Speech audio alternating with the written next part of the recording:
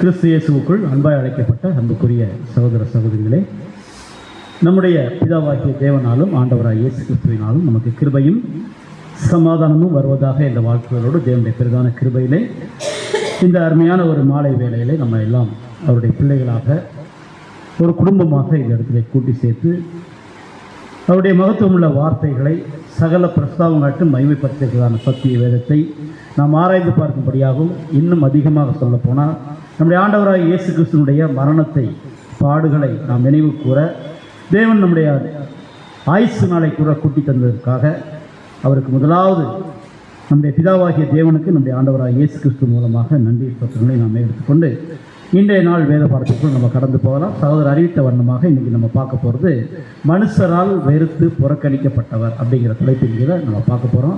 அன்புக்குரியவர்களே, இந்த தலைப்பை நம்ம பார்க்கும்போது நம்முடைய ஆண்டவராக இயேசு கிறிஸ்துவுக்கு ரொம்ப அதிகமாக பொருந்தக்கூடிய ஒரு வார்த்தை. ஏன்னு சொல்லி நம்ம பார்க்கும்போது நம்முடைய ஆண்டவராக இயேசு கிறிஸ்து வசனத்தின்படி பார்த்தோம் அப்படின்னா நன்மை செய்கிறாராகவே சுற்றி திரிந்தார். அவர் எந்த மனுஷனுக்கும் யாருக்கும் எதிரிக்கும் கூட பொல்லாப்பை என்ன பண்ணல அப்படின்னா செய்யவே இல்லை. பார்க்கிற மனுஷர்களிடத்தெல்லாம் அன்பாக பழகி அவர்களுக்கு என்ன தேவை என்பதை அறிந்து அப்பமும் அற்புதமும் ஒரு சப்ஜெக்ட் இருக்கு இல்லையா, 5 அப்பம் 2 மீன் கொண்டு செஞ்ச அந்த காரியத்துக்கு முன்னாடி கூட ஆண்டவராக இயேசு வந்திருந்த கூட்டத்தை பார்த்து மனதுருகி சொல்கிற வார்த்தை என்ன அப்படின்னா, இவங்க சாப்பிடாம போனாங்கன்னா வழியிலே சோர்ந்து போவார்களே அப்படிங்கிற ஒரு இரக்கத்தை கொண்ட நம்முடைய ஆண்டவராக இயேசு கிறிஸ்து. எத்தனை பேர் இருக்கிறாங்க? நிறைய இருக்கிறாங்க. ஆனால் ஆண்டவராக இயேசு கிறிஸ்து அத்தனை பேர் இருந்தாலும் கூட சாப்பிட்றதுக்கு ஏதாவது இருக்கிறதா கொண்டு வாங்கன்னு சொல்லி கேட்டு மனதுருக்கம் கொண்ட கர்த்தர் இயேசு. ஆனால் தன்னுடைய வாழ்க்கையில் நீங்கள் பார்த்தீங்க அப்படின்னா 3.5 வருஷ காலத்தில் அதிகமாக நிறைய பேரால் வெறுத்து புறக்கணிக்கப்பட்டது யார் அப்படின்னா நம்முடைய ஆண்டவராக இயேசு. அதுவும் இன்னும் விசேஷமாக சொல்லப்போனால் அவருடைய கடைசி நாட்களில் அவர் அரெஸ்ட் பண்ணி கொண்டு போன டைமில் இருந்து சிலுவை வரை நம்ம பார்த்தோம் அப்படின்னா அந்த ஒரு நாள் நைட்டில் மட்டும் யார் யார் இவரை புறக்கணித்து வெறுத்திருக்காங்க அப்படிங்கிறது என்ன பண்ணலாம்னா நம்ம பார்க்க போகிறோம். இதை ஒரு பாடம் எப்படி இருக்கும் அப்படின்னா, நம்முடைய ஆண்டவராக இயேசு கிறிஸ்துவனுடைய கடைசி அந்த ஒரு நாள் இரவில் அவரை சுற்றி இருந்தவர்கள் ஆண்டவராக இயேசு கிறிஸ்துவை பற்றி நல்லா தெரிஞ்சவங்க, அவருடைய ஊழியத்தை பற்றி நல்லா தெரிஞ்சவங்க, ஆண்டவராக இயேசு கிறிஸ்துக்கு எதிராக என்னென்ன செஞ்சாங்க, அவரை விசாரணைக்குள்ளே கொண்டு போனவங்க ஆண்டவராக இயேசு கிறிஸ்து மேலே என்னென்ன குற்றங்களை சாட்டினாங்க, அதில் ஏதாவது உண்மை இருந்ததா, நியாயப்பிரமாணத்தின்படி அது சரியாக இருந்துச்சா, பிலாத்து செய்த காரியம் சரிதானா, அதுக்கு மரணத்துக்கு ஒப்பு கொடுத்ததெல்லாம் கரெக்டு தானா, ஆண்டவராக இயேசு கிறிஸ்து இது எல்லாம் தவறாக நடக்கும்போது அவருடைய முகப்பாவம், அவருடைய பதில், இதெல்லாம் எப்படி இருந்துச்சு அப்படிங்கிறத என்ன பண்ண போகிறோம்னா இன்றைக்கி நம்ம பார்க்க போகிறோம். அன்புக்குரியவர்களே, இதுக்கு ஆதார வசனமாக ஒரு வசனம் நம்ம படிச்சுட்டு உள்ளே போகலாம். எபிரேயர் 12ஆம் அதிகாரம் 3ஆம் வசனம் படிக்கும்.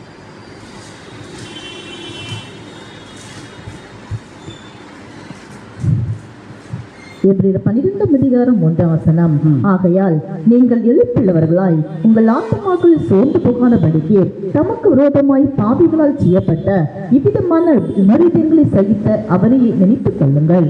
சரி, இப்போ வசனத்தில் நம்ம படித்த பாவிகளால் செய்யப்பட்ட இவ்விதமான விபரீதங்கள். யார் அந்த பாவிகள்? ஒரே வார்த்தை, அவ்வளோதான் இல்லையா? யார் அந்த பாவிகள்? பாவிகளால் செய்யப்பட்ட விபரீதம். சரி, பிலாத்து என்ன பாவம் பண்ணும்?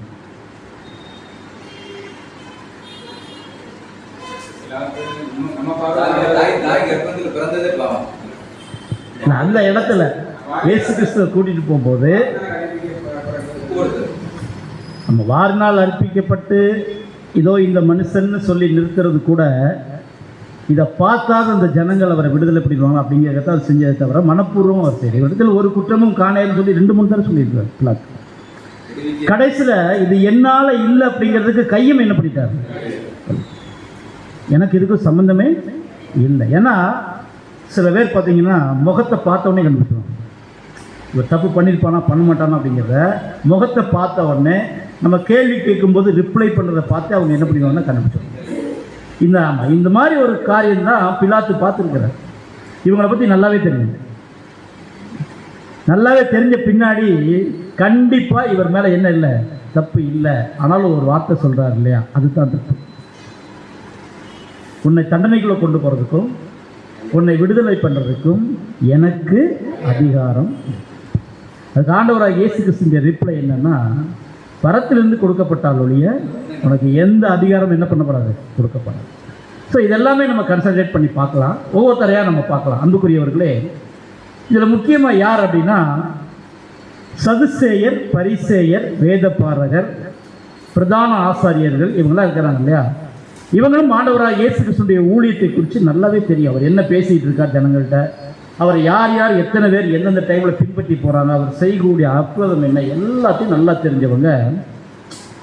ஆனால் ஆண்டவராக இயேசு கிறிஸ்து தங்களுக்கு முன்பாக நிற்கும்போது தங்களுடைய வாழ்க்கையில் நம்முடைய அவர்களுடைய கண்களுக்கு முன்பாக நடப்பித்த அத்தனை ஆச்சரியங்களையும் பார்த்து உணர்ந்து கொள்ளாதபடி ஒரே ஒரு 2 விஷயம் அவங்களுக்கு என்னவா இருந்துச்சுன்னா, கண் அப்படியே மறைச்சு. அது என்னன்னா, ஒன்று பொறாமை, இன்னொன்று என்னன்னு சொல்லி பார்க்கும்போது பேராசை. அந்த பேராசை குறித்து கொஞ்சம் நம்ம பார்ப்போம், பின்னாடி பார்க்க போகிறோம். இந்த பொறாமையும் பேராசையும் சேர்ந்து இவருடைய கண்கள்லாம் என்ன பண்ணிடுச்சு அப்படின்னா கம்ப்ளீட்டாக மூடி போயிடுச்சு. இப்போ முதல்ல யார் அதிகமாக இயேசு கிறிஸ்து மரணத்துக்குள்ளே போக வேண்டும் அப்படின்னு நினச்சது அப்படின்னா சதுசேயர். சதுசேயருக்கு என்ன நம்பிக்கை கிடையாது அப்படின்னா, உயிர்த்தெழுதல் என்ன கிடையாது, நம்பிக்கை கிடையாது. அப்படி இருக்கிற பட்சத்தில் லாசரு ஆண்டவராக இயேசு கிறிஸ்து உயிரோடு என்ன பண்ணிடுறாரு, எழுப்பிடுறார். இப்போ எப்படி இருக்கு சதுசேயர்? இவ்வளவு நாள் ஒரு போதனைக்குள்ள ஜனங்களை அவங்க வணங்கும்படியாக வணக்கத்துக்குள்ள பெரிய மதிப்புக்குரியவர்களாக இருந்த ஒரு விஷயத்தை அவங்க கொண்டு வந்த அந்த ஒரு டாக்டரினை கண்களுக்கு முன்பாக தூக்கி போடுறோம். எப்படி இருக்கு? இப்போ நம்மளே எடுத்துக்கலாம். பேர் சபையில் போய் நம்ம அவங்க நம்பிட்டு இருந்த ஒரு நம்பிக்கையை வசனத்தை எடுத்து வச்சு நம்ம இது பண்ணும்போது சில பேர் என்ன பண்ணுவாங்க, மனப்பூர்வம் ஒத்துக்க மாட்டாங்க. அவங்க பேர் என்ன பேர் தெரியுமா? மனசாட்சியிலே சூடுண்ட பொய்யருடைய மாயம். நம்மகிட்ட நடிப்பாங்க. சரி, இந்த ரேஞ்சில் போனால் சப்ஜெக்ட் நம்ம முடிக்க முடியாது. அதனால் கொஞ்சம் இந்த ஒரு சப்ஜெக்ட் விஷயத்தில் அப்படி போயிடலாம். அதை இன்னொரு நாள் நம்ம டீட்டெயிலாக பார்க்கலாம். அன்புக்குரியவர்களே, இந்த சதுசேயர் ஆசர்வை எழுப்புறதுனால அதிக கோபம் கொண்டு அவங்க என்ன பண்ணுறாங்கன்னா, இயேசுவையும் கொலை பண்ண வேண்டும், லாசருவையும் கொலை பண்ண வேண்டும். இதுதான் அவங்களுடைய எண்ணம். ஏன்னா சாட்சி இருக்கக்கூடாது. அவங்க வைத்திருக்கிற அந்த உபதேசத்திற்கும் அந்த நம்பிக்கைக்கும் என்ன இருக்கக்கூடாது, சாட்சி இருக்கக்கூடாது. அப்படிங்கிறதுல ரொம்ப கவனமாக இருந்தாங்க. இந்த சதுசேயர்கள் என்ன பண்ணான்னு சொல்லி நம்ம பார்க்கும்போது, அன்புக்குரிய சகோதரர்களே, இவங்களுக்கும் பரிசேயர்களுக்கும் ஒரு வித்தியாசம் இருக்கு. பரிசேயர்களுக்கு சதுசேயருக்கு எப்பவுமே பிடிக்காது. பரிசேயருடைய விசுவாசம் வேற, சதுசேயருடைய விசுவாசம் வேற.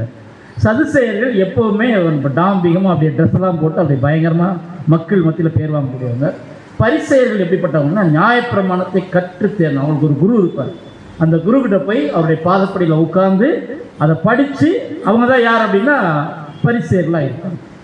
இந்த பரிசேயர்கள் சதுசேயர்கள் என்ன வித்தியாசம் அப்படின்னா, சதுசேயர்கள் எப்பவுமே ரோம் அரசாங்கத்தோடு தொடர்புடையவர்களாக இருப்பாங்க. பரிசேயர்கள் அப்படி இருக்க மாட்டாங்க. ஏன் அப்படின்னா, அவங்க வேதம் கற்றிருக்கிறதுனால அவங்க கொஞ்சம் டிஃப்ரெண்டாக இருப்பாங்க. சதுசேயர் எப்படி இருப்பாங்க அப்படின்னா, அரசியல் தெரிஞ்சு நீங்கள் சில பேர் இருக்காங்க நம்ம வேதமானவர்கள் மத்தியில் நீங்கள் பார்த்துக்கிட்டிங்கன்னா அதனால் என்ன நடக்குது உலகத்தில், உலக அளவில் இஸ்ரேல் நடக்கக்கூடிய விஷயத்தை பார்த்தா அது தப்பு கிடையாது.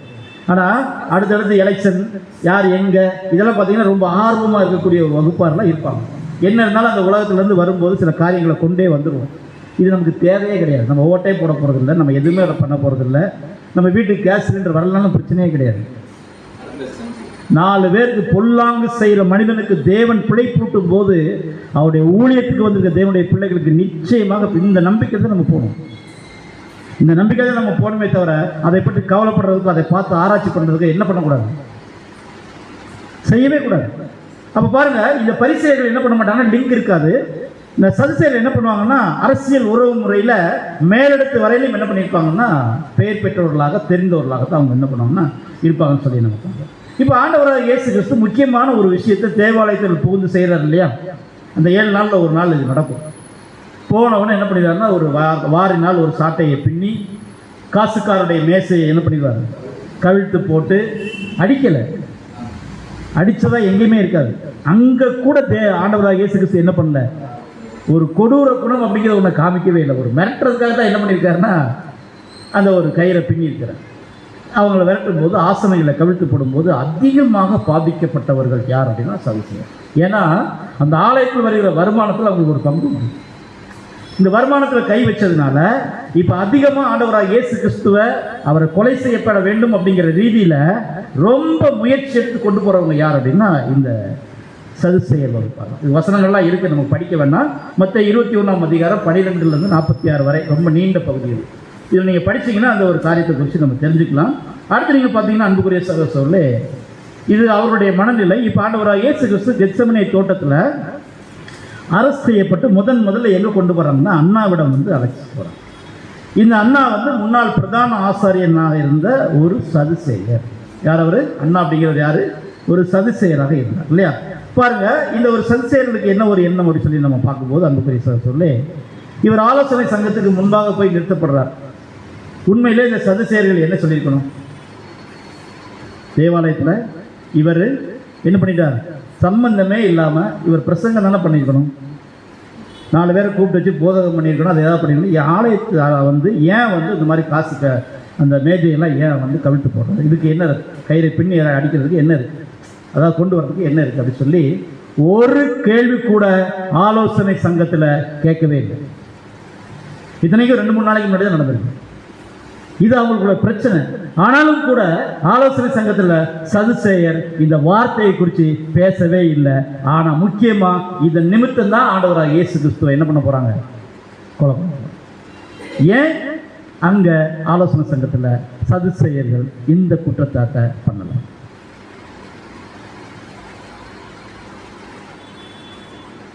ஏன் அப்படின்னா பரிசேயர்கள் இருக்காங்க இல்லையா, இந்த காணிக்கை சம்பந்தப்பட்ட விஷயத்தில் சதுசேயருக்கும் பரிசேயருக்கும் என்ன இருக்காதுன்னா முரண்பாடு.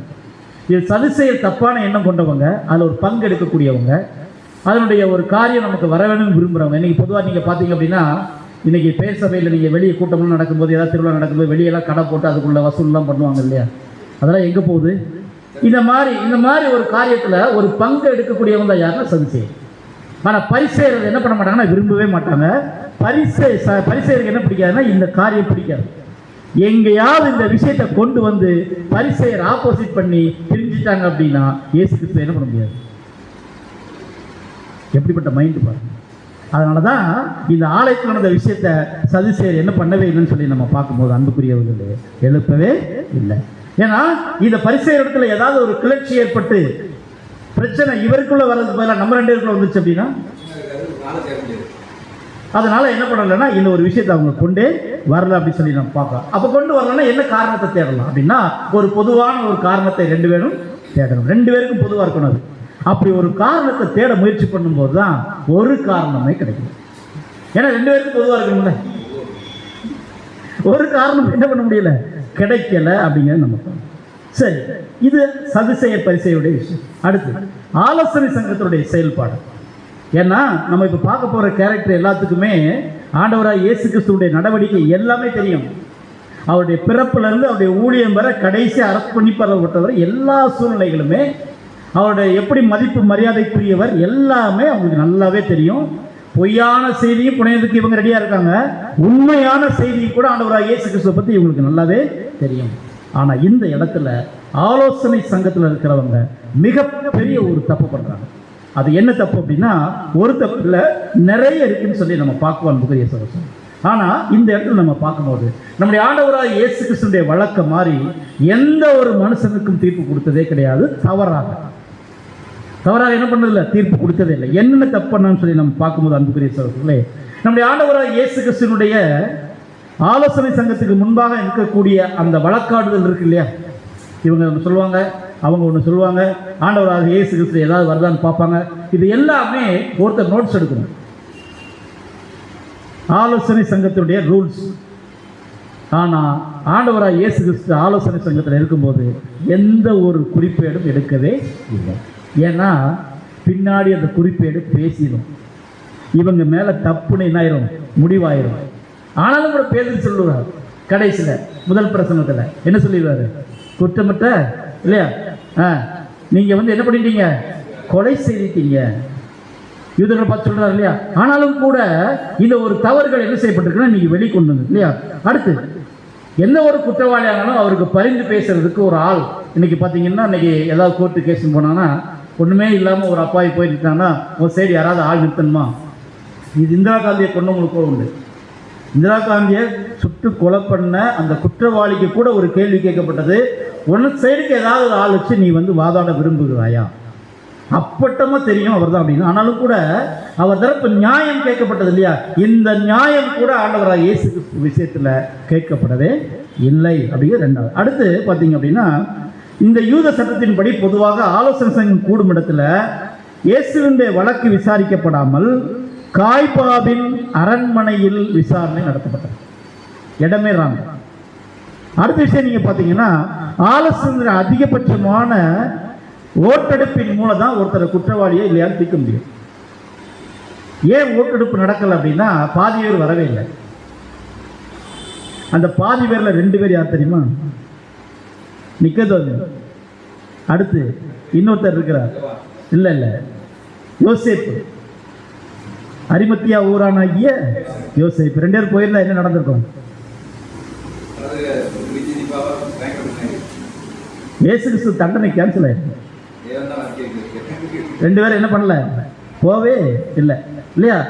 அப்போ இந்த சம்பவத்தை பாருங்க. உண்மையிலே தொலை தூரத்தில் இருக்கக்கூடிய இந்த ஆலோசனை சங்கத்துடைய உறுப்பினர்களுக்கு லெட்டர் மூலமாகவோ ஆள் அனுப்பிய தகவல் சொல்லி அவங்க எல்லாம் வந்த பின்னாடி தான் இந்த கூட்டமே கூடணும். ஆனால் ஆண்டவராக இயேசு கிறிஸ்து விஷயத்தில் உடனடியாக டக்கு டக்கு டக்கு எல்லாம் என்ன ஆகுது, அடுத்தடுத்த சம்பவங்களாக அது என்ன ஆகிட்டே இருக்கு, நடந்துகிட்டே இருக்கு. முழுவதுமே தப்பாவே இருக்கு. அடுத்து ஒரு நாள் நைட்டு விசாரிக்கிறாங்க அப்படின்னா உடனடியாக தீர்ப்பு சொல்லவே கூடாது. மறுநாளோ அல்லது 2 நாள் கழிச்சோ அல்லது 1 வாரம் கழிச்சோ அதுதான் அவங்களுடைய தீர்ப்பு சொல்லக்கூடிய முறைமை. ஆனால் ஆண்டவராக இயேசு கிறிஸ்துக்கு மட்டும் அப்பவே என்ன ஆயிடுச்சு. அடுத்து பார்த்தீங்கன்னா, அன்புக்குரிய சகோதரர்களே, இரவிலும் மத்தியான வேளையிலும் ஓய்வு நாட்களிலும் ஆலோசனை சங்கம் கூடவே கூடாது. அடுத்து பஸ்கா பண்டிகை மாதிரி விசேஷ பண்டிகைகள் இருக்கு இல்லையா, அதற்கு முன்பாக 2 நாள் பின்பாக 2 நாள் என்ன பண்ணக்கூடாது, கூடவே கூடாங்களா? எல்லாம் டோட்டல் ராங். ஒரு நல்ல மனிதனை கர்த்தராகிய இயேசு கிறிஸ்துவை தண்டிக்கிறதுக்கு எப்படியெல்லாம் வேகமாக வந்து என்ன பண்ணுறாங்க, முயற்சி பண்ணுறாங்க. இதை கர்த்தர் இயேசு இந்த இடத்துல அவர் எல்லா சூழ்நிலையும் என்ன பண்ணிட்டார், கேட்டப்பார். இதை பிதாவாகிய தேவன் எப்படி பார்த்துருப்பார்? பிதாவாகிய தேவனுடைய அல்டிமேட் பிளான் என்ன? இதெல்லாம் நடந்தால் தான் அவர் அங்கே என்ன பண்ண முடியும். அப்போ தான் இதை நடத்திட்டு இருக்கிறது. ஆனால் இந்த பக்கத்தில் இருக்கிற ஒவ்வொரு மனிதனுடைய அநீதிகளும் என்ன செய்யப்பட்டுட்டே இருக்கு, வெளிப்பட்டுட்டே இருக்கு. ஆனால் தேவனுடைய நீதியின்படி அவருடைய நீதி நிறைவேற்றுவதற்கு ஒவ்வொரு மனிதனுடைய இருதயத்தின் தேவன் என்ன பண்ணிட்டே இருக்கிறார், நடத்திட்டே இருக்கிறார். அப்படின்னு நம்ம பார்க்குறோம் அன்புக்குரியவர்களே. அடுத்து நம்ம பார்க்கும்போது அன்புக்குரியவர்களே, நியாயமான சட்டங்கள் ஆலோசனை சங்கத்தில் இருக்கக்கூடிய அந்த சட்டங்கள் எல்லாம் புறக்கணிக்கப்பட்டு யூத மத தலைவர்கள் தங்களுடைய உண்மையான சுயரூபத்தை வெளிப்படுத்தினார்கள். என்ன பண்ணாங்களாமா, அவருடைய சுயரூபமே அதுதான். உண்மையாக நடிக்கிறதுலாம் வேற.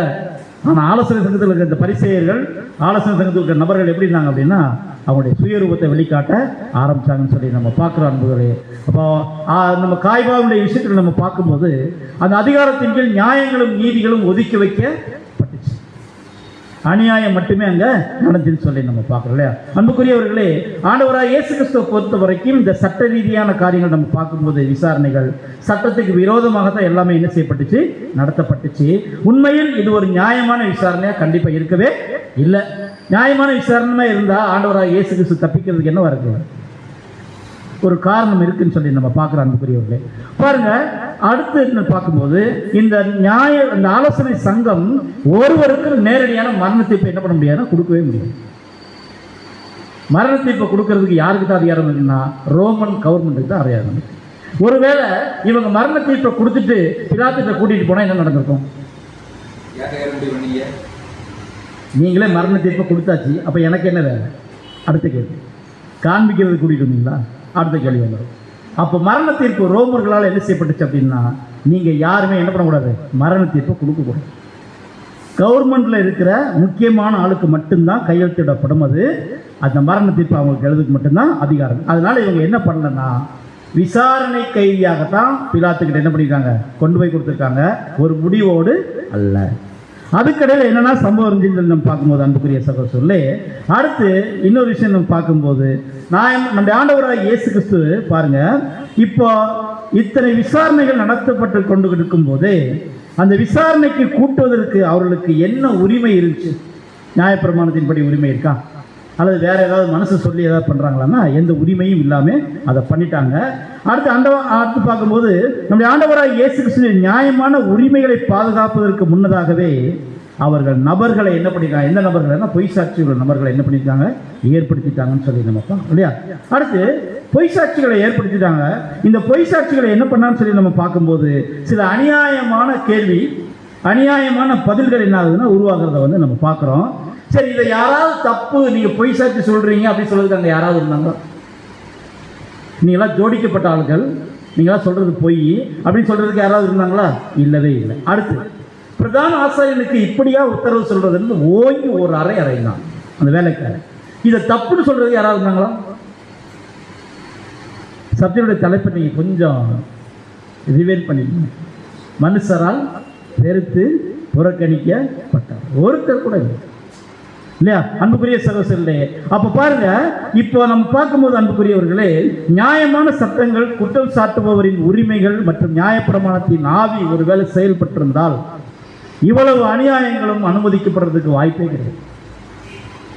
அப்ப நியாயப்பிரமாணத்தினுடைய ஆவியை நீங்க என்ன பண்ணல?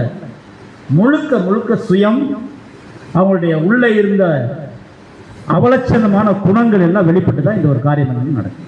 அடுத்து பொய் சாட்சிகள் என்ன சொன்னாங்க அப்படின்னு சொல்லி நம்ம பார்க்கும்போது அன்புக்குரியவர்களே, எல்லா விசாரணையும் நடப்பது போல ஆண்டவராய் இயேசு கிறிஸ்துவினுடைய அந்த ஒரு சாட்டப்பட்ட குற்றங்களை நிரூபிக்க அநேக பொய் சாட்சிகள் கொண்டு வரப்பட்டார். அப்போ ஏற்கனவே மற்ற காரியங்கள் நிறைய நடந்திருக்கு. அதே ரீதியில் ஆண்டவராய் இயேசு கிறிஸ்து கொலை செய்யப்படுறதுக்கு பொய் சாட்சி கொண்டு வராங்க. இப்போ பொய் சாட்சி சொல்றதுக்கு பாருங்க அன்புக்குரிய சொல்லி, இப்போ நம்முடைய ஆண்டவராகிய இயேசு கிறிஸ்துவை இடரல் செய்யணும், ஏதாவது கேள்வி கேட்டு மடக்கணும், ஏதாவது ஒரு பதிலை சொல்லி நடந்தது மாதிரியே சொல்லி ஏதாவது சொல்லி அவர் வாயிலிருந்து ஏதாவது வார்த்தைகளை வர வைக்கணும், அதன் மூலமாக தண்டனைக்குள்ளே கொண்டு போகணும் அப்படிங்கிறதுக்காக தான் இந்த பொய் சாட்சிகளை என்ன பண்ணிக்காங்கன்னா குடிக்கணும். சரி, இந்த பொய் சாட்சிகள் என்ன சொன்னாங்கன்னு சொல்லி நம்ம பார்க்கும்போது அன்புக்குரியவர்களே பாருங்க, 2 சாட்சிகள் வந்திருக்காங்க. 2 சாட்சிகள் வந்து என்ன சொன்னாங்க அப்படின்னா, வசனம் படிங்க, மத்த 26ஆம் அதிகாரம் 61ஆம் வசனம், 60 26 60 61. மத்த 26ஆம் அதிகாரம் 60 முதல், ஒருவரும் அகப்படவில்லை, அநேகர் வந்து பொய் சாட்சி சொல்லியும் அவர்கள் சாட்சி ஓகவில்லை. அநேகர் வந்து பொய் சாட்சி சொல்லும், அந்த சாட்சி என்ன பண்ணல? மேட்ச் ஆகல. இப்ப யாருக்கு வருத்தம் அதிகமா இருக்கும்?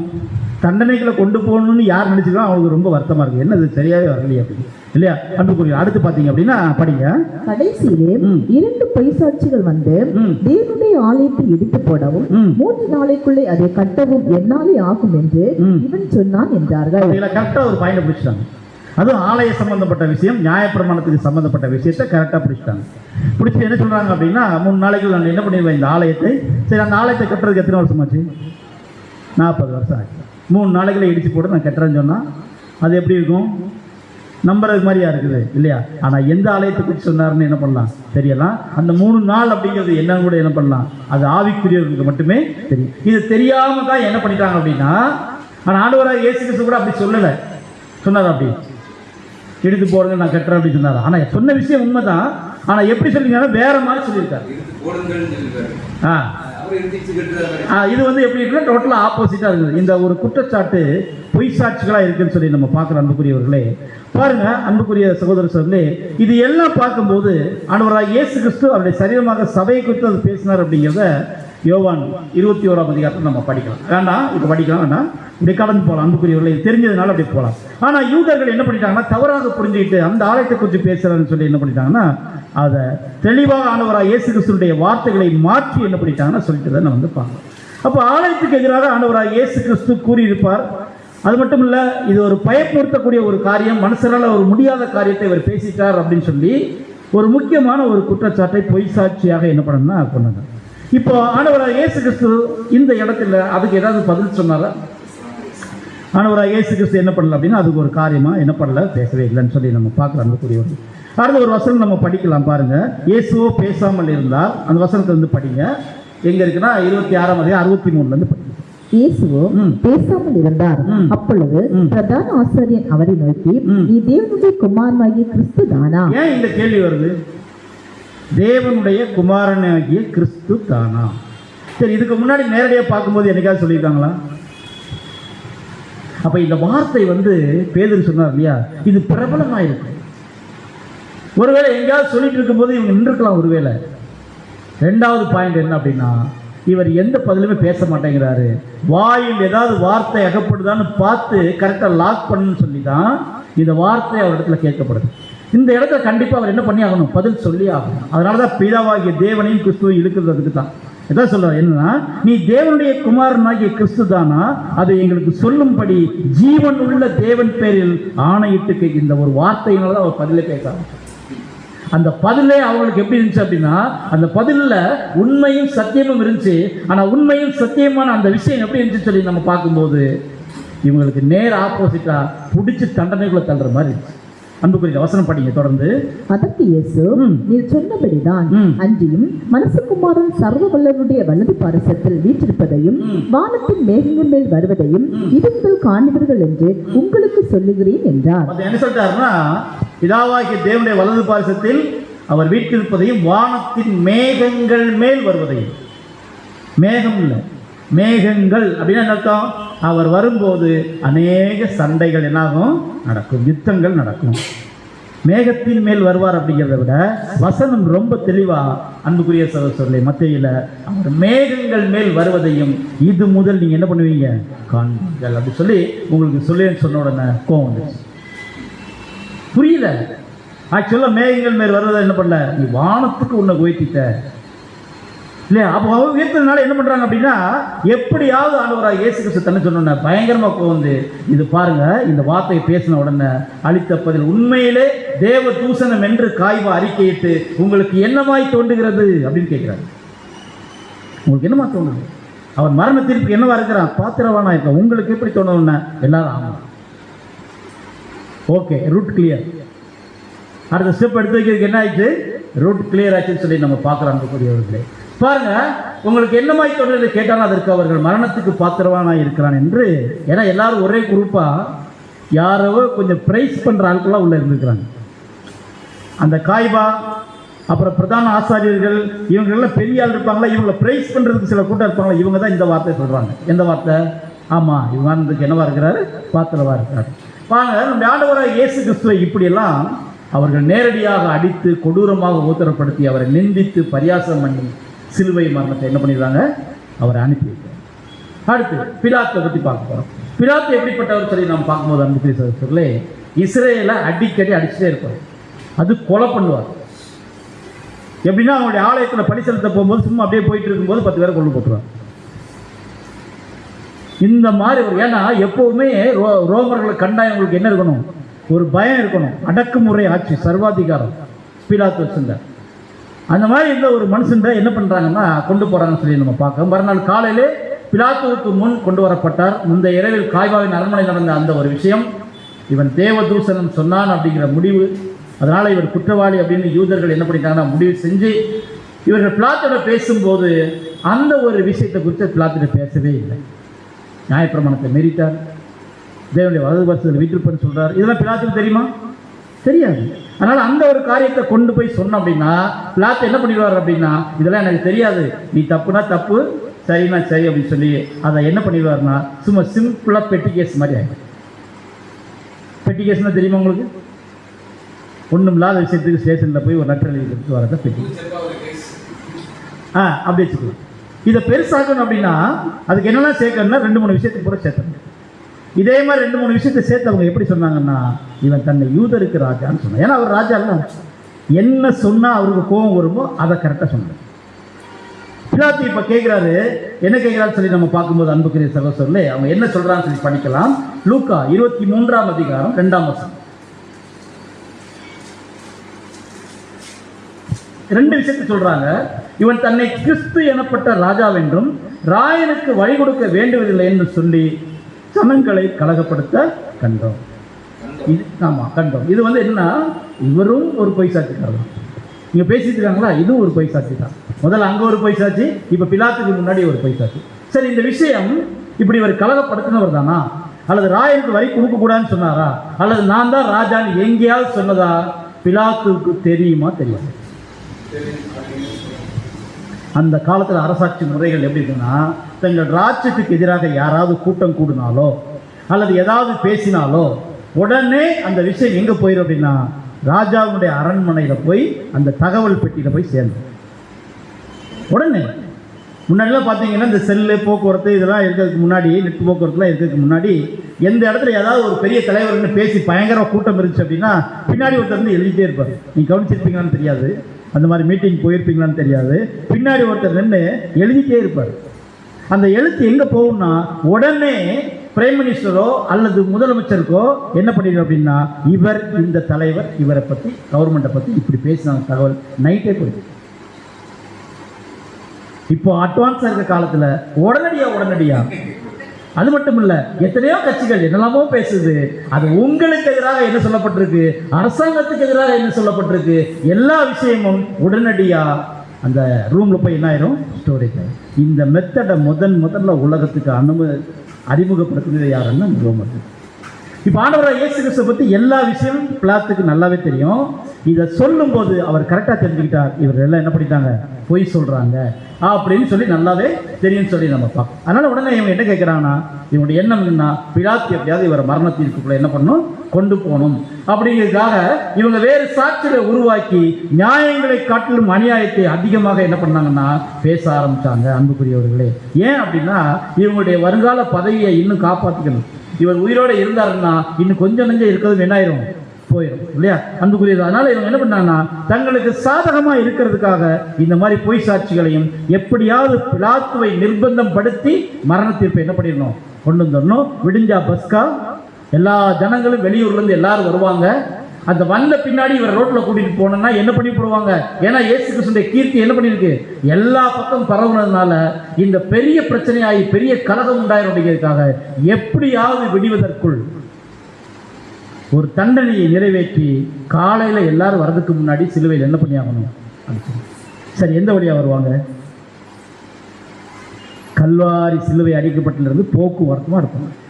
இந்த எரியோகு போகிற போக்குவரத்துமா என்ன பண்ணுவாங்க, இருப்பாங்க, எல்லாரும் பார்ப்பாங்க. இது பார்த்தீங்கன்னா அப்போ ரெண்டாவது அட்வான்டேஜ் யாருக்கு, இந்த சிலுவையில் அறைகள் நினைக்கிற குரூப்புக்கு ரெண்டாவது அட்டை. ஏன்னா சிலுவையில் யார் அறையப்படுவாங்கன்னா, கொலைபாதகம் பண்ணி திருட்டு குற்றம் பண்ணி சபிக்கப்பட்டவர்கள் தான் எங்கே அறையப்படுவாங்க, சிலுவை. அப்போ எல்லாரும் பார்த்து இவ்வளவு நாள் மேலாக வச்சிருக்கிற ஒரு காரியத்தை இவரம் அது கரெக்டாக அவங்க விஷயத்தில் என்னாச்சு நடந்ததை வந்து பார்க்க, அதே சப்ஜெக்டில் பார்க்க போகிறோம். அன்புக்குரியவர்களே, அப்படி பார்க்கும்போது இயேசு கிறிஸ்துவ இந்த தேசத்தை நெறித்தவர செய்கிறவர் அப்படிங்கிற ஒரு குற்றச்சாட்டை என்ன பண்ணாங்கன்னா, ஜனங்களுக்கு முன்பாக புரட்சியை உண்டாக்க நினைத்தார். எங்கேயாவது ஒரு இடத்துலையாவது ராஜ்யத்துக்கு விரோதமாக ஏதாவது பேசியிருக்காருன்னா இல்லை, என்னுடைய ராஜ்யம் வேற இல்லையா, அதை குறித்து என்ன பண்ணியிருக்காரு, பிலாத்துட்ட பேசியிருக்காரு. ஏன்னா திரும்பி கேட்டதுனால சொல்லியிருக்காரு அதை இல்லையா, என்னுடைய ராஜ்யம் வந்து வேற, இனிமே தான் வரப்போகுது அப்படின்னு. உடனே அவருக்கும் புரியல, சத்தியமாவது யாது பூமிக்குரியது அல்ல, நான் பூமியில் இருக்கிறது பிளாத்து வந்துட்டு இது என்னமோ எனக்கு அதுக்கு என்ன இல்லை சம்மந்தம் இல்லை, அப்போ எனக்கு எந்த பிரச்சனையுமே இல்லை. இதுதான் அவருடைய என்ன. அப்போவே என்ன பண்ணிட்டாருன்னா 2 அடி அடித்து இல்லையா, அவரை வந்து பரியாசம் பண்ணி எல்லாம் பண்ணி அடித்து எப்படியாவது இதை பார்த்தாவது அந்த ஜனங்கள் என்ன பண்ணிடுவாங்க, ஒரு விடுதலை பண்ண மாட்டாங்களா, ஒரு behold the man அப்படின்னு என்ன அர்த்தம், இதோ இந்த மனுஷன் நீங்கள் பாருங்க எப்படியாவது வெளியே கொண்டு வர்றதுக்கு என்ன முயற்சின்னு சொல்லி பிலாத்து என்ன பண்ணிட்டு இருக்காருன்னா, ஏதாவது ஒரு முயற்சி எடுத்து செஞ்சிடலாமான்னு பார்த்துட்டே இருக்காரு. இது தேவனுடைய திட்டத்திற்கு நேர் ஆப்போசிட்டாக இருக்கிறதுனால அங்கே என்ன பண்ண முடியல, செய்ய முடியாதுன்னு சொல்லி நம்ம பார்க்கலாம். அன்புக்குரியவர்களே, அப்படி நம்ம பார்க்கும்போது எந்த சூழ்நிலையிலும் ஆண்டவராக இயேசு கிறிஸ்து சில காரியங்களை பேசலை. எதிராக புரட்சி பண்ற அந்த ஒரு காரியத்தை குறித்து பேசும்போது கூட அவர் என்ன பண்ணலன்னா பேசல. ஆனால் ரோம் அதிகாரத்துக்கு முன்பாக பார்க்கும்போது அன்புக்குரிய சகோதரர்களே, இயேசுவின் மேல் இது என்ன பண்ண சொல்லி நம்ம பார்த்தோம்னா, இது எல்லாமே பிலாத்துக்கு தெரிஞ்சதுனால அது குற்றமாக எடுத்துக்கொள்ளப்படவே இல்லை அப்படி சொல்லி நம்ம பார்க்குறோம். ஏன்னா அது கொஞ்ச நாளைக்கு முன்னாடி தான் சொல்லியிருக்கிறார், ராயனுடைய ராயனுக்கும் தேவனுடைய தேவனுக்கும் என்ன பண்ணுங்க கொடுத்துருங்க. இப்போ நம்ம கொடுக்குறோமா, ராயனுடைய ராயனுக்கும் தேவனுடைய தேவனுக்கு கொடுக்குறோமா? ராயன் ஓட்டு போட சொல்லுவார், போடுவீங்களா? ராயன் சொல்லுவார், நீங்க ஹெல்மெட்டோட தான் பைக்ல போகணும், 2 பேர் மட்டும்தான் போகணும், 3ஆவது ஆள் போகக்கூடாது. ராயனுக்குரியது ராயனுக்கு கொடுக்குறீங்களா, சட்ட திட்டத்தின்படி நடக்குது. அதுதான் ராயனுக்குரியது ராயனுக்கு என்ன பண்றது கொடுக்குறது. தேவனுக்குரியது தேவனுக்கு கொடுக்கணும் இல்லையா, என்ன கொடுக்குறோம் அதை விவரித்து சொல்ல வேண்டியதில்லை இல்லையா, நம்மளே கொடுக்குறோம். அதிகமாக முனைப்போடு எல்லாரும் என்ன பண்ணணும்னா ஊழியத்தை பண்ண சொல்லி நம்ம பார்க்குறோம். அன்புக்குரியவர்களே பாருங்க, அப்படியானால் நம்ம பார்க்கும்போது மற்ற 22ஆம் அதிகாரம் 21ஆம் வசனத்தில் பாருங்க, இதை சொன்ன ஆண்டவராகிய இயேசு கிறிஸ்து சொன்னதை வந்து நம்ம பார்க்குறோம். ஆனால் இது நியாயமான காரியம் தான், அநியாயமான காரியம் இல்லை. இந்த அநியாயமான காரியமாக பிலாத்து முன்னாடி என்ன செய்யப்பட்டுச்சுன்னா, அது வந்து அங்கே இது பண்ணுங்க, எப்படியாவது தண்டனைக்குள்ள கொண்டு போகணும் அப்படிங்கிறதுக்காக வலியுறுத்தப்பட்டுச்சுன்னு சொல்லி நம்ம பார்க்கணும் இல்லையா. அடுத்து நம்ம பார்க்கும்போது அவரை கொல்ல வேண்டும் என்று எடுத்த முயற்சி எல்லாமே எந்த விதத்திலும் தடுத்து விடக்கூடாது என்ற தீர்மானத்தில் இயேசு உறுதியோடு இருந்தார். எங்கேயாவது ஒரு இடத்துல இப்படி இல்லைன்னு சொல்லி நம்ம தப்பி வெளியே போயிடலாம். சரி, நம்மளே சந்தேக கேஸை பிடிச்சி உள்ளே போட்டாங்கன்னு வைங்களேன், நம்ம என்ன பண்ணோம்? இந்த இடத்துல வந்து எப்படியாவது ஏதாவது சொல்லி கேட்டு, நான் அப்படியா இப்படியா அந்த குடும்பத்துலேருந்து வந்தேன், நான் பாடுபட்டா தான் உண்டு, நாளைக்கு வேலைக்கு போகலாம் என் குடும்பம், அப்படி ஏதாவது சொல்லி வெளியே வந்ததை நம்ம என்ன பண்ணுவோம்? முயற்சி பண்ணுவோம். ஆனால் இங்கே ஆண்டவராக இயேசு கிறிஸ்து எந்த இடத்துலையுமே தனக்கு சாதகமான சூழ்நிலைகள் எல்லாம் இருந்துமே எதையுமே ஆண்டவராக இயேசு கிறிஸ்து பேசவே இல்லை. ஒரு வேளை பேசியிருந்தால் ரிலீஸ் ஆகிருக்கும். தேவனுடைய சித்தத்துக்கு வாயின் வார்த்தைகளை கட்டுப்படுத்தி தன்னை ஒப்பு கொடுத்தது, சரீரத்தை மட்டும். இதுதான் நிஜமான விஷயம் சொல்லி நம்ம பார்ப்போம். அடுத்து காட்டி கொடுத்தவர் ஒருத்தர் இருக்கார் இல்லையா, அவரை குறித்து கொஞ்சம் பார்ப்போம். அவருக்கு நல்லாவே தெரியும் இயேசு கிறிஸ்துவை பற்றி, கூடவே இருந்தவர், எல்லாம் தெரிஞ்சு கூட அன்புக்குரிய சகோதரரே அங்கே போய் கேட்குறார், நான் உங்களுக்கு அவரை காட்டி கொடுக்குறேன், எங்களுக்கு என்ன கொடுப்பீங்க? அவங்க சொல்கிறாங்க 30 வெள்ளிக்காசை உங்களுக்கு என்ன பண்ணும்? இந்த 30 வெள்ளிக்காசை குறித்து கொஞ்சம் பார்க்கலாம். எதுக்கு 30 வெள்ளிக்காசை தீர்மானம் பண்ணினாங்க அப்படின்னா, நியாயப்பிரமாணத்தில் 30 வெள்ளிக்காசு யாருக்கு சாட்டப்படும் அல்லது யாருக்கு தீர்மானிக்கப்படும்னா அடிமையானவர்கள் தான் தீர்மானிக்கப்படும். அப்போ 30 வெள்ளிக்காசை தீர்மானித்தவர்கள் ஆண்டவராக இயேசு கிறிஸ்துவை எப்படி தீர்மானிக்கிறானா? அடிமையானவன். இவங்களே நியாயப்பிரமாணத்துக்கு அடிமை. ஆண்டவராக இயேசு கிறிஸ்துவ அந்த அடிமைக்கு என்ன பண்றாரு? இப்போ இவங்க முடிவு பண்ணி சொல்றாங்க. எப்படின்னா வசனத்தில் நம்ம படிக்கலாம். யாத்திராகமும் 21ஆம் அதிகாரம் 32ஆம் வசனம். இங்க என்னன்னு சொல்லி நம்ம பார்த்தோம்னா, ஒரு மாடு ஒருத்தரை முட்டிடுச்சு அப்படின்னா அந்த மாட்டுக்காரர் என்ன பண்ணணும்னு சொல்லி இருந்துச்சுன்னா வசனம் படி சொல்லுங்க, வசனம் பாடிங்க. யாத்திராகம் 21ஆம் அதிகாரம் 32ஆம் வசனம். யாத்திராகம் 21ஆம் அதிகாரம் 32ஆம் வசனம். அந்த மாடு ஒரு அடிமையானவனையாவது ஒரு அடிமை பெண்ணையாவது முட்டினால், நல்ல கவனிச்சிங்க, ஒரு அடிமையானவனாவது ஒரு அடிமை பெண்ணையாவது அந்த மாடு ஒரு முட்டிச்சு அப்படின்னா அதற்கு உடையவன் அவர்களுடைய எஜமானுக்கு 30 சேக்கல் நிறையான வெள்ளியை கொடுக்க கடவன். இப்ப என்ன முடியும்? நியாயப்பிரமாணத்தில் என்ன சொல்லியிருக்கு? மாடு முட்டுனா அது சாதாரண ஆள் இல்லை, அடிமையானவனை அல்லது அடிமை பெண்ணை முட்டுனா 30 சேக்கல் வெள்ளி. இப்போ ஆண்டவராக இயேசு கிறிஸ்து இவங்க தீர்மானம் பண்ணதுன்னா இவர் அடிமையானவர் அப்படிங்கிற ஒரு காரியத்தை குறித்து நம்ம பார்க்குறோம் அன்புக்குரியவர்களே. அடுத்து நம்ம பார்க்கும்போது இன்னொரு விஷயம் கூட நம்ம படித்தோம் அப்படின்னா, அந்த வெள்ளியை கொடுக்க கடவன் மாடு கல்லெறியப்பட வேண்டும். முட்டின மாடு என்ன செய்யப்படணும்? இப்போ ஒரு மாடு முட்டுது, இப்போ அதை என்ன பண்ணிடணும்? நிச்சயமாக கல்லெறிஞ்சு கொண்டுடணும். அடுத்து நம்ம பார்க்கும்போது ஒரு அடிமைக்கான விலை இந்த 30 வெள்ளிக்காசுன்னு பார்க்குறோம். அடுத்து அன்புக்குரிய சகோதரர்களே, ஆசாரியர்கள் இயேசு கிறிஸ்துவை மிக குறைவாக மதிப்பிட்டிருக்காங்க. ரொம்ப லோ ப்ரைஸ். அன்புக்குரிய அடிமையுடைய விலைத்தான் என்ன பண்ணிக்காங்க கொடுத்துருக்கிறத வந்து நம்ம பார்க்கணும். அடுத்து மாடை குறித்து நம்ம பார்த்தோம் அப்படின்னா, மாட்டுக்கும் ஆண்டவராக இயேசு கிறிஸ்துவ என்ன சம்பந்தம் அப்படின்னா, பாசான் தேசத்து எருதுகள் எப்படி இருக்கு பார்த்தீங்க அப்படின்னா, சிலுவைக்கு முன்பாக இருக்கிற அந்த போர் சேவகர்கள் இருக்காங்க இல்லையா, அவங்க தான் அந்த பாசான் தேசம். பாசான் தேசம் எங்க இருக்கு? யோர்தானுக்கு இப்புறத்தில். யோர்தானை கடந்தா இவங்க போனாங்க. யோர்தானுக்கு இப்புறத்தில் ஒரு 2.5 கோத்திரம் அங்கே இருந்துட்டாங்க. அந்த முக்கியமான தேசம் வந்து அந்த பாசான் தேசம். அது வந்து பார்த்தீங்கன்னா செழுமையான ஏரியா இருந்ததுனால கால்நடைகள் அதிகமாக இருந்து விவசாயம் அதிகமாக இருந்துச்சு. அந்த மாடுகள்லாம் எருதுகள்லாம் எப்படி இருக்குன்னா பயங்கரமாக கொளுத்திருக்கும், பார்த்தாலே பயமாக இருக்கும். ஜெர்சின்னு சொல்லுவாங்களா பசு, அது மாதிரி பார்த்தீங்கன்னா காலை எருதுலாம் பெருசு பெருசாக இருக்கும். இதே மாதிரி தான் யார் இருக்கிறாங்களாமா? இந்த ரோமர்களுடைய அந்த ஒரு போர் சேவர்கள் இருக்கிறதா ஆண்டவராக இயேசு கிறிஸ்து ஒரு தீர்க்க தரிசனமாக சங்கீதத்திலிருந்து என்ன பண்ணியிருந்தது சொல்லப்பட்டிருக்கிறது நம்ம பார்க்குறோம் அன்புக்குரியவர்களே. பாருங்க, நம்முடைய ஆண்டவராக இயேசு கிறிஸ்துடைய மரணத்தை யூத ஆசாரியர்கள் முன்னதாகவே தீர்மானிச்சிட்டாங்க. ஆனால் அவங்களால தண்டனையை அதை கொடுக்க முடியாதனால இப்போ ரோமர்கள் கையில் என்ன பண்ணுறாங்கன்னா அதை கொடுக்குறாங்க. ரோமர்கள் இப்போ என்ன இருக்காங்கன்னா ஒரு பயன்படுத்தப்பட்ட கருவியாக என்ன பண்ணிட்டாங்கன்னா அவங்க மாட்டிட்டாங்கன்னு சொல்லி நம்ம பார்க்குறோம். அடுத்து நம்ம பார்க்கும்போது நம்முடைய ஆண்டவராக இயேசு கிறிஸ்துவை என்ன பண்ணிட்டாங்கன்னா, பாசானின் எருதுகள் மிக வல்லமை உள்ளதாக இருப்பதை போல கபடற்ற அடிமையான இயேசுவை முட்டி கொண்டார்கள். இப்போ தண்டனை யாருக்கு வரப்போகுது? முட்டின மாடு கல்லறியப்பட வேண்டும். தெரிஞ்சாங்களா? இந்த ரோம சாம்ராஜ்யம் எவ்வளவு நாள் நீடிச்சு? இல்லை, அது காலப்போக்கில் என்னாச்சுன்னு அழிஞ்சிட்டு அவங்களும் என்ன ஆயிட்டாங்கன்னா தண்டனைக்குள்ளே போயிட்டாங்கன்னு சொல்லி நம்ம பார்க்குறோம் அன்புக்குரியவர்களே. அடுத்து நம்ம பார்க்க போகிறோம், ரோமர்கள் ஆலயத்தை சீரழித்த போது ஆலோசனை சங்கம் இருக்கு இல்லையா, இந்த ரோமர்கள் வந்து தேவாலயத்தை தீக்கிரையிடுறாங்கல்ல, அந்த டைமில் இந்த ஆலோசனை சங்கத்தினுடைய வல்லமை என்ன ஆயிடுச்சு அப்படின்னா கம்ப்ளீட்டாக பவர்ஃபுல்லாக என்ன ஆயிடுச்சு, கம்ப்ளீட்டாக முடிஞ்சிச்சுன்னு சொல்லி நம்ம பார்க்கணும். ஸோ இந்த இடத்துல நம்ம பார்க்கும்போது யூதாஸை குறித்து நம்ம பார்த்தோம் அப்படின்னா அவருடைய மன வருத்தம், அவர் என்ன பண்ணப்படலான்னு சொல்லி நம்ம பார்க்கும்போது திருப்பி மன வருந்தி திருப்பி போய் என்ன பண்ணுறாருன்னா அந்த காசை கொடுக்குறார். இது எனக்கு அவங்களுக்கு சம்மந்தமே இல்லைப்பா, நீ வா, நீயாச்சும் உன் பாடாச்சுன்னு சொல்லி அங்கே என்ன பண்ணிடுறாங்க, விற்று போடுறாங்க. அதனால் இவர் திரும்பி வந்து மனசாப்பட்டு என்ன பண்ணிடுறாருன்னா குற்றமற்ற ரத்தத்தை என்ன பண்ணிட்டேன், காட்டி கொடுத்தேன்னு சொல்லி மரணத்துக்குள்ளே போய். ஆனால் இவர் இதை செஞ்சிருக்கக்கூடாது நியாயமா, ஏன்னா இயேசு கிறிஸ்துவை பற்றி நல்லாவே தெரியும். அவர் செஞ்சிருக்கக்கூடாது அப்படிங்கிறத தவிர இன்னொரு விஷயத்தை நம்ம பார்க்கலாம், என்னன்னா பொருளாசை. ஆண்டவராக இயேசு கிறிஸ்து அடிக்கடி சொல்லுவார் ஒரு விஷயத்தை, என்ன சொல்லுவார்னா, மனுஷன் இந்த உலகத்தை முழுவதும் ஆதாயம் படுத்தினாலும் கூட தன்னுடைய ஜீவனை இழந்து போனால் அதனால் அவனுக்கு என்ன லாபம். இது யூதாசும் கேட்டிருக்கார். இந்த வார்த்தைகள் அவருக்கு என்ன பண்ணல, உரைக்கலை. அந்த பெயராசை பொருளாசை என்ன பண்ணிடுச்சுன்னா அதை கண்ணை மறைச்சதுனால அந்த பெரிய சகோதரர்களே செய்த தவறை ஒத்துக்கிட்டார். ஆனால் அதை ஒத்துக்கிட்டது பின்னாடி எங்கே போகணும் அப்படிங்கிற பாயிண்ட் அங்கே இல்லை. இவர்கிட்ட ஏதாவது ஒரு குள்ளச்சனம் இருக்குது எடுத்து போடணும்னு சொன்னால் ஆண்டவராக இயேசு கிறிஸ்து வரதுக்கான ஒரு மனமுயற்சி இயேசு கிறிஸ்துவே பண்ணியிருப்பார். ஆனால் இது அப்படிப்பட்டது இல்லை. ரெண்டு பேர்ட்ட தேவையில்லாத குணலட்சணம் இருக்கிறதாக கர்த்தர் இயேசு உணர்ந்தார். ஒன்று பேதுரு, இன்னொன்று தோமா. விசுவாசம், சுயநம்பிக்கை, ரெண்டையும் எடுத்து போட்டா இவங்க என்ன ஆயிடுவாங்க, ஓகே ஆயிடுவாங்க. அதனால் அதற்கான தருணம் கொடுக்கப்பட்டது. முதல்ல பேதுருவுக்கு ஆண்டவராக இயேசு கிறிஸ்துவின் விசாரணை என்பதே கொடுக்கப்பட்டாச்சு.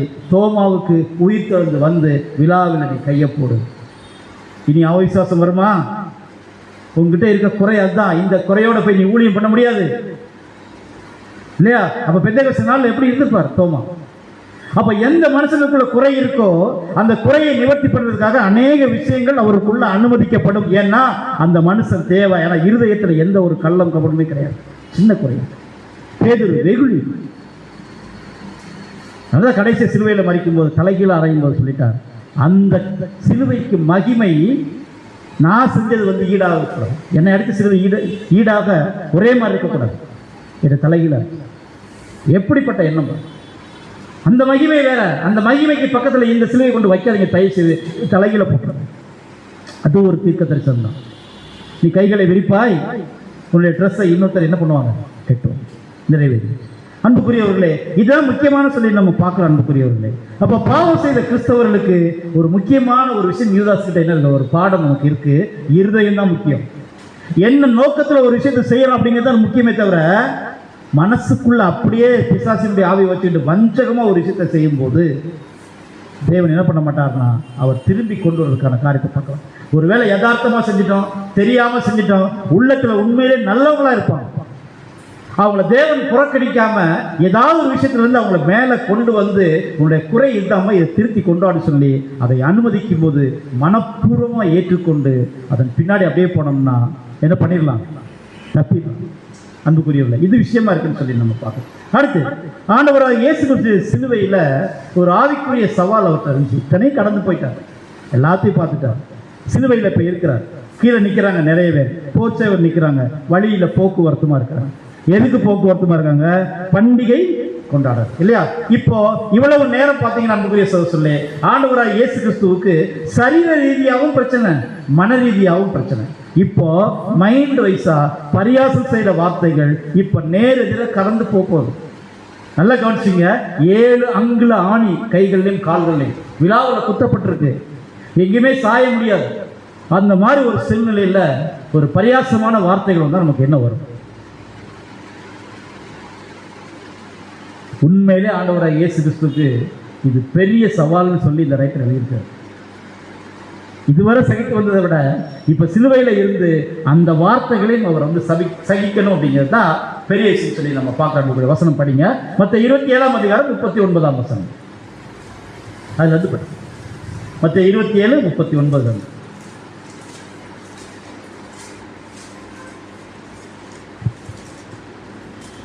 மற்ற 27ஆம் அதிகாரம் 39 முதல். அந்த வழிகளில் நடந்து போகிறவர்கள் தங்கள் தலைகளை துலுக்கி தேவாலயத்தை இடித்து 3 நாளைக்குள்ளே கட்டுகிறவனே, உன்னை நீயே ரட்சித்துக் கொள். நல்லா கவனிங்க, இந்த வார்த்தை சொல்றவங்க யாருன்னா வெளியூர்ல இருந்து உள்ள போறவங்க. வெளியூர்ல இருந்து பண்டிகைக்காக உள்ள போறவங்க. ஏன்னா பஸ்கா பண்டிகை அன்னைக்கு காலையில் சிலுவையில் அறப்பட்ட வழியில அவங்க போயிட்டு இருக்கும்போது அந்த வார்த்தை சொல்றாங்க. இந்த பிரபலமான விஷயத்த சொல்றாங்க. ஆலயத்தை இடித்த விஷயம்தான் இவர் சொன்னதா வெளியே எங்கேயும் பரவுனதுனால திருப்பியும் இதே வார்த்தை ஆண்டவராக இயேசு கிறிஸ்துட்ட வரும்போது இன்னும் திரும்ப திரும்ப சொல்லிட்டே இருக்கிறீங்க. நான் அப்படி எங்கேயாவது சொன்னேன். வலி 7 அங்குல ஆணி, உடல் ரீதியா வலி. இந்த வார்த்தைகளை கேட்கும்போது மன ரீதியா வலி. பேசவே இல்லை ஆண்டவராக இயேசு கிறிஸ்து. என்ன பண்ணல, என்ன பேசணுமோ அதை மட்டும் தான் பேசினாரே தவிர இதுக்கான பதில் எதுவுமே இல்லை. பாருங்க, நீ படிங்க, நீயே ரட்சித்துக்கொள், 3 நாளைக்குள்ளே கட்டுகிறவனே உன்னை நீயே ரட்சித்துக்கொள். எப்படி இருக்குது இந்த வார்த்தையில? எந்த ஆவிதான் பேச முடியும்? நீ கல்லை அப்பமாக்கி சாப்பிடு, உன்னை நீயே ரட்சித்துக்கோ. இது யாரு? சாத்தானின் ஆவி இல்லையா? நீ செஞ்சுக்கோ, நீ செய் அப்படிங்கிற என்னது? மோசமான ஒரு ஆள் தான். உன்னை நீயே ரட்சித்துக்கொள். அடுத்து, நீ தேவனுடைய குமாரனானால் சிலுவையிலிருந்து இறங்கி வா என்று அவர் தேவனுடைய குமாரனானால் மரிக்கணும். தேவனுடைய குமாரனானால் சிலுவையிலிருந்து இறங்கி வா. நீ அடிச்சு கஷ்டப்படக்கூடாது. நீ எந்த வேலையும் செய்யாம மீட்டும் பொருள் கொடுக்காம மேல இருந்து கீழே குதி. உன்னை தேவத்துக்கு தாங்குவாங்க. இது பிரபலமாகும். இதை வச்சு நீ என்ன பண்ணிடலாம். அப்ப என்னன்னா எல்லாம் ஒரே ஆவியில ஒரே மாதிரி என்ன பண்ணிட்டு இருக்காங்க, பேசிட்டு இருக்கிறாங்க.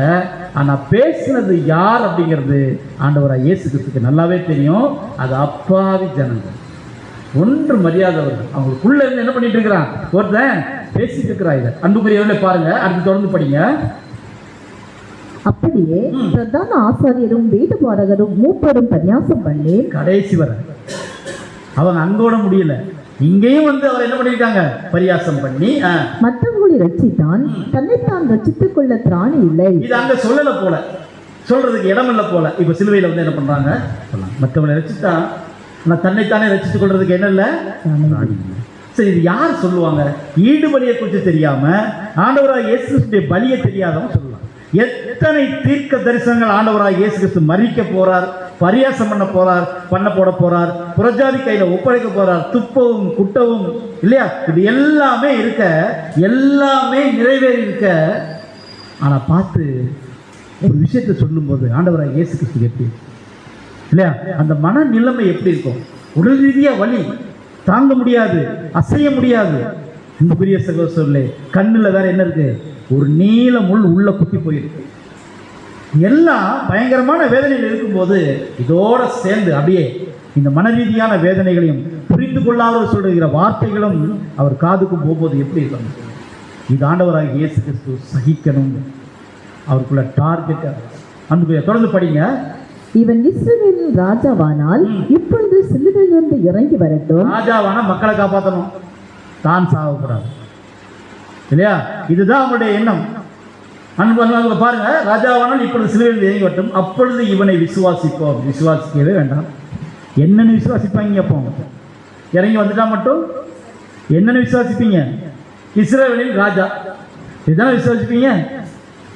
கிறிஸ்து எனக்கு ரட்சகர்னு விசுவாசிப்பீங்களா? கிடையவே. அப்பவும் ஏதாவது ஒரு காரணம் சொல்லுவாங்களே தவிர இந்த ஒரு மனதிலே வரவே மாட்டாங்க இல்லையா? அப்பொழுது இவனை விசுவாசிப்போம், தன்னை தேவனுடைய குமாரன் என்று சொல்லி தேவன் மேல் நம்பிக்கையா இருந்தானே. சென்சிட்டிவான பாயிண்ட். இவ்வளவு நேரம் வேற மாதிரி பாயிண்ட், இப்ப சென்சிட்டிவான பாயிண்ட். அப்படியே அழக்கூடிய கண்ணீர் வர்ற மாதிரி ஒரு பாயிண்ட் போட்டோம்னா எப்படி இருக்கும்? அதான் சொல்ற இல்லையா?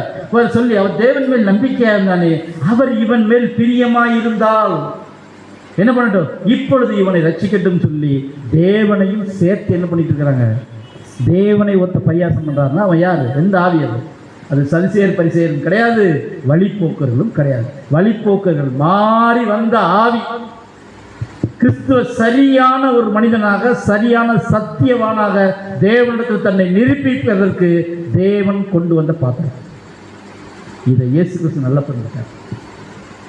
அன்புக்குரிய சகோதரர்களே, இப்படிப்பட்ட அவமானத்துக்குரிய வார்த்தைகளுக்கு இயேசு எந்த விதமான பதிலும் என்ன பண்ண கொடுக்கவே இல்லைன்னு சொல்லி நம்ம பார்க்கணும். ஆண்டவராக இயேசு கிறிஸ்து இருதயத்திற்கு சோதனை அதிகமாக வந்ததை அவர் உணர்ந்துட்டார். உணர்ந்து பாருங்க, பகை மற்றும் விரோதமான பாவ காரியங்களுக்கு ஆண்டவராய் இயேசு கிறிஸ்து சிறிதளவு கூட தன்னுடைய கசப்பை என்ன பண்ணவே இல்லை, காமிக்கவே இல்லை. ஒருவேளை அப்படி பார்த்துருந்தாருன்னா என்ன ஆயிருக்கும்? பலி நிறைவேறிட்டார், ஈடுபலி கொடுத்துக்க முடியாது. அன்புக்குரியவர்களே, தன்னுடைய ரட்சிப்பு நிறைவேறதுக்காகவும் தன்னுடைய ஜனங்களுடைய ரட்சிப்பு நிறைவேறதுக்காகவும் சபைக்காகவும் ஆண்டவராக இயேசு கிறிஸ்து சகித்த விஷயங்கள் கொஞ்சம் நெஞ்சம் கிடையாது. மாம்சத்தில் பாடு மட்டும் இல்லை, மன ரீதியாயும் இதெல்லாம் செஞ்சே ஆகணும்னு சொல்லி தீர்மானம் செய்து வைத்த தேவனுடைய திட்டங்களை எல்லாமே நிறைவேற்றி அப்படியே முடிச்சுட்டு கூட நம்ம பார்க்குறோம். அன்புக்குரிய சகோதரர் இல்லையா? அடுத்து பார்த்தீங்கன்னா சத்துருவையும் சிநேகிக்கணும். இவர் பிரசங்கம் மட்டும் பண்ண பத்தாது, இவருடைய வாழ்க்கையில் இதை நிறைவேற்றியிருக்காரா? நீங்கள் யாராவது சொல்லுங்க பார்ப்போம்னு கேட்டால் அருமையான உதாரணம். ஆண்டவராக இயேசு கிறிஸ்துக்கு டார்கெட் என்ன தெரியுமா? அவர் பேசுனதை அவர் என்ன பண்ணி ஆகணும்? ஃபுல்ஃபில் பண்ணி ஆகணும். அதை ஃபுல்ஃபில் பண்ணுறதுக்கு சிலுவையில் நின்ன போது இந்த சம்பவங்கள் எல்லாம் அருமையான உதாரணமாக அவருக்கு என்ன பண்ணிச்சு இருந்ததை நம்ம பார்க்குறோம். அன்புக்குரியவர்களே பாருங்கள், நம்ம அப்போ ஆண்டவராக இயேசு கிறிஸ்து மேலே தவறாக குற்றம் சுமத்தி தன்னை ரொம்ப துச்சமாக மதித்த அந்த துரோகிகளை எல்லாமே ஆண்டவராக இயேசு கிறிஸ்து என்ன பண்ணிட்டாருன்னா அந்த இருதயத்தினால என்ன பண்ணிட்டார்? புரிஞ்சுக்கிட்டார். அது மட்டும் இல்லை அன்புக்குரியவர்களே, ஆண்டவராக இயேசு கிறிஸ்து மலை பிரசங்கத்தில் சொன்ன விஷயத்தை அங்கே நிறைவேற்றிட்டார் சொல்லி நம்ம பார்க்கணும். அடுத்து பண்ணிட்டு அதை சொல்லிட்டு என்ன சொல்கிறாருன்னா நம்ம படிக்கும்போது அன்புக்குரிய சொல்லி பாருங்கள், மத்தேயுவில் படிக்கும்போது மத்திய 5ஆம் அதிகாரம் 44ஆம் வசனத்தில் நானே படிச்சிடுறேன். உங்கள் சத்துருக்களை சிநேகியுங்கள், உங்களை சபிக்கிறவர்களை ஆசீர்வதியுங்கள், உங்களை பகைக்கிறவர்களுக்கு நன்மை செய்யுங்கள், உங்களை நிந்திக்கிறவர்களுக்காகவும் உங்களை துன்பப்படுத்துவதற்காகவும் ஜெபம் பண்ணுங்க. இது நமக்கு கொடுத்த கட்டளை. இதை சொல்லிட்டு இதையெல்லாம் நீங்கள் செஞ்சீங்கன்னா நான் செய்ய போகிறேன், சிலுவையில் நான் பண்ண போகிறேன். ஆனால் இதை நீங்கள் செஞ்சீங்கன்னா நீங்கள் எப்படி இருப்பீங்கன்னா, இப்படி செய்வதனால் நீங்கள் பரலோகத்தில் இருக்கிற உங்கள் பிதாவுக்கு புத்திரராய் இருப்பீர்கள். இல்லைன்னா ஏசியின் பிள்ளைகள் சோதனை வராமல் ஏசியின் பிள்ளைகள் இதை நீங்கள் செய்யலைன்னா, நான் செஞ்சு காமிச்சிருக்கிறேன், நான் பேசுனதை நானே நிரூபித்து காமிச்சிருக்கிறேன், அதை நான் கட்டளையாக உங்களுக்கு கொடுக்குறேன். அன்பின் பிரமாணத்தில் இது ஒரு கட்டளை. இந்த கட்டளை நீங்கள் நிறைவேற்றி முடிச்சிங்கன்னா அன்பின் பிரமாணத்தின்படி நீங்கள் தான் தேவனுடைய புத்திரர்கள் அப்படிங்கிறத நம்முடைய ஆண்டவராக இயேசு கிறிஸ்து டெமான்ஸ்ட்ரேஷன் பண்ணி காமிச்சிருக்கார். இதுதான் மனுஷரால் வெறுத்து புறக்கணிக்கப்பட்ட, சுற்றி இருந்தவங்கெல்லாம் எப்படி அவரை வெறுத்து புறக்கணிக்கப்பட்டாங்க. நம்முடைய ஆண்டவராக இயேசு கிறிஸ்துவ நம்ம புரிஞ்சுக்கிட்ட விஷயம் இதில் ஏதாவது சம்மந்தப்படுதா? எந்த சூழ்நிலை நமக்கு ஒரு சோதனைகளில் இந்த மாதிரி ஒரு விஷயத்தை நம்ம என்ன பண்ணிடக்கூடாது? செஞ்சிடக்கூடாது. அன்புக்குரியவர்களே, இது நமக்கான பாடம். நம்முடைய ஆண்டவராக இயேசு கிறிஸ்து வெறுத்து புறக்கணிக்கப்பட்ட போதிலும் கூட எந்த சூழ்நிலையும் தேவனுடைய திட்டத்திற்கு விரோதமாகவோ அவர் பேசுகிற விஷயத்துக்கு ஆப்போசிட்டாக அவர் என்ன பண்ணவே இல்லை, வரவே இல்லை. அப்படிங்கிறத இன்னைக்கு நம்ம பார்த்துருக்கோம் பாடத்தில். அந்த நினைவு கூறுதல் விஷயத்தில் இந்த ஒரு குணலட்சணம் கூட நம்ம அறிந்து அதற்கேற்ற பிரகாரமாக நம்முடைய வாழ்க்கையை அமைத்து நம்மை நாமே நிதானித்து சோதித்தறிந்து அந்த பந்தியில் கை வைக்கிறதற்கு தேவன் நம்மை தகுதிப்படுத்துவாராக. ஆமென்.